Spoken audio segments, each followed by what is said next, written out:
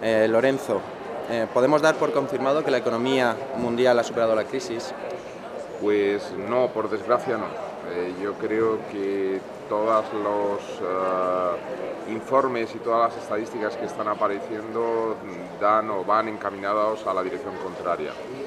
La semana pasada el señor Bernanke hacía unas declaraciones en las cuales ya comunicaba que hacía falta seguir introduciendo estímulos en la economía desde el punto de vista de la política monetaria, con un margen muy reducido en términos de tipo de interés que le lleva obligatoriamente a meterse en una monetarización de la deuda, como ya ha anunciado que se producirá a partir de noviembre.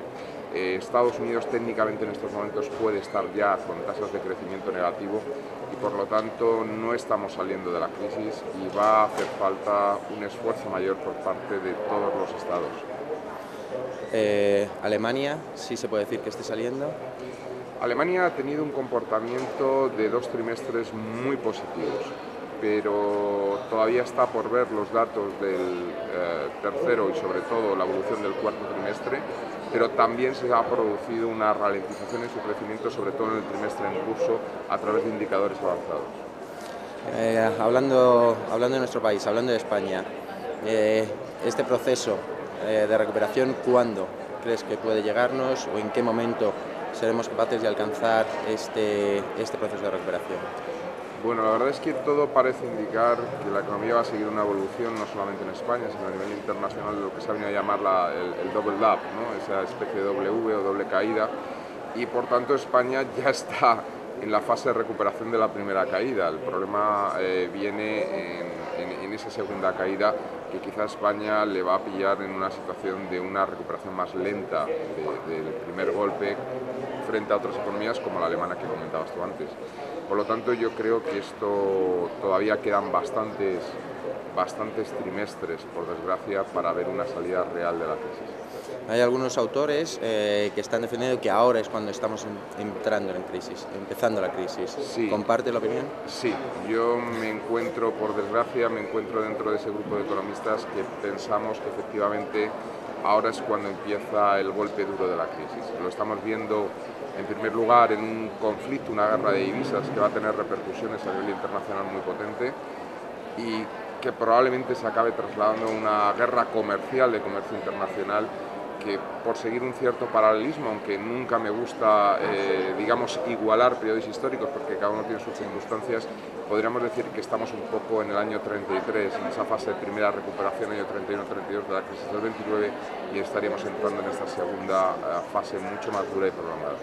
Por último, ¿qué le pasa? ¿Qué tiene la empresa española para ser tan poco competitiva? Ya no hablamos del país, que según Fondo Monetario Internacional hemos descendido casi más de 15 puestos en el ranking de países a nivel de competitividad. ¿Qué le pasa a la empresa española? ¿Por qué no es competitiva? Bueno, yo disiento aquí, como en muchas otras cosas, de que la empresa española no sea tan competitiva. Hay empresas españolas de una competitividad extrema. La gran empresa española es muy competitiva. De hecho, en los mercados internacionales, allí donde llegan, se comen los mercados. Otra cosa es que la estructura empresarial española, en términos de país, no sea competitiva. Me explico. Aunque individualmente las empresas puedan ser competitivas, un país que tiene una estructura empresarial que está basada en pequeña, mediana empresa y en muchos casos microempresa, no tiene capacidad de salir al exterior. Una empresa con 7 trabajadores no tiene recursos suficientes, salvo que sea de un valor tecnológico y valor añadido muy elevado, para poder tener una persona recorriendo medio mundo para vender sus productos. Este es el problema de la empresa española.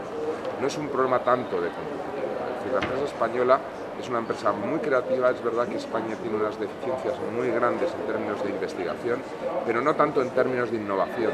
La empresa española es innovadora y lo demuestra en todo el know-how que la gran empresa española vende a lo largo de todo el mundo. Nos falta salir fuera al exterior a vender.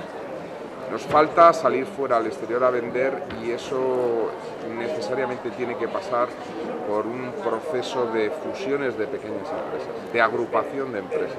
Yo no sé si, digamos, integración en una misma empresa o por lo menos una estrecha colaboración de grupos de pequeñas empresas para poder hacer frente a un proceso de salida al exterior y exportación.